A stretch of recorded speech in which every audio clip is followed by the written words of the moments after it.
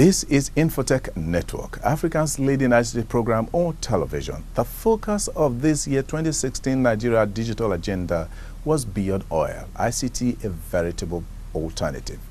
When our crew caught up with Dayo Adevile, one of the participants at the event, he shed more light on various ways Nigeria can become more dependent on ICT and not oil. Adevile is our guest of the week.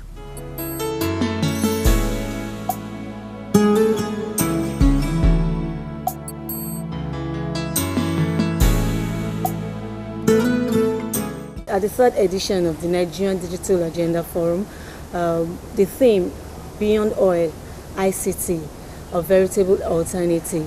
What's your take on this? It's very on point because we've all witnessed the growth and contribution of ICT to Nigeria's GDP in the last 5 years. It's been consistently increasing because services, not just oil now, have also actually been increasing in their contribution overall to GDP. And what we've seen in ICT, especially exemplified by the e-commerce industry, that's been one of the most visible areas that people have seen. We've seen that it has actually grown from the days when Deal Day started, some 4 or 5 years back. And what did Deal Day do? What did Jumia do? Konga do? What's the impact of what they've done? They've actually helped to create more jobs. Yeah. They've created jobs directly from running their own organization, but they've also created jobs because they've given people, businesses, small businesses, an avenue to actually consciously provide a place to sell their products. And that is something that is important today. So every industry you look at, you see technology shaping and influencing these technologies and improving those businesses. So I believe that Nigeria clearly is on the right track. From your own perspective, what do you think the stakeholders should do to achieve this? Government probably woke up to the opportunities around ICT maybe some years back, rather than a long time ago. Again, that is because ICT itself has been evolving, right? I think in the last 4 or 5 years, the government has made more deliberate efforts at harnessing ICT, at recognizing its role and impact. Where we've seen a challenge is there seem to be different efforts within even governments. You see, you have different parastatals doing their own, running their own programs around ICT development independently. Yeah. And you don't have these things being done in a way that is harnessed and is reaching the right people the right way consistently. So NIDA is doing their own here, NCC is doing fantastic things there, but in a small microcosm. And at the end of the day, the people who, ICT, because of the nature of technology and internet, is very fluid. It's not something you can pigeonhole and say, okay, I've gotten 50 people, they're the only ones that are doing ICT in Nigeria. There's no such thing. So there's a need for government to more deliberately communicate all these things that their parastatals are doing so that more people can know.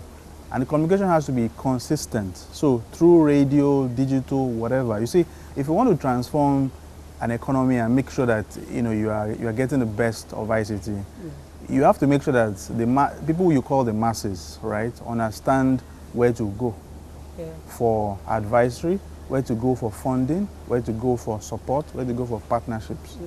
Not everybody reads the newspaper, as we all know these days. Somebody may have a brilliant solution that he has done in Kebbi, in Akwa Ibom, and he's not in Lagos to attend a hub, like a CC hub, for instance. How do you reach out to these people? So this is where I think there's a gap. Government needs to be more deliberate in, one, harnessing the different efforts that the different government parastatals are doing to support ICT and communicating this deliberately and create more awareness for people to know about. Okay. In your own perspective now, when you talk about creating more awareness, how can this be achieved by the stakeholders in this industry? Okay, so quickly, there are three sets of stakeholders. Okay, the first is those people who are actually creating something. The people creating ICT solutions or whatever, Then you have the private sector, who also benefits from what is being created. Right, and I gave an example of Konga earlier. I mean, that's a private sector initiative that is creating value in the economy, tremendous value.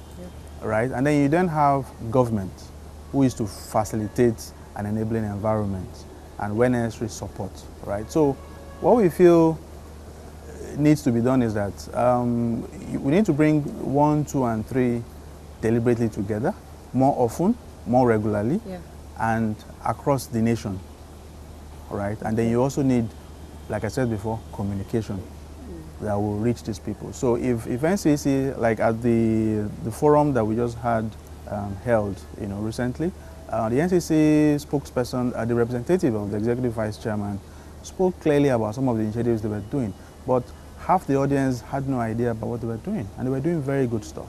Same with the person representing NITA, excellent stuff, and I was also very impressed. But that information, when I asked many of the small startup companies that are creating innovative ideas, they don't know about all of this stuff. So there's a need to take that approach deliberately. In the US, you have what you call Startup Saturday, right? And it is one day in a year that government deliberately recognizes startups, small businesses. I remember reading the last time President Obama would go around to small shops doing this, doing that, who is using online. These are things that we need to do more of, put more attention and then support behind it. Thank you very much for your time. I really appreciate it. Welcome. My pleasure.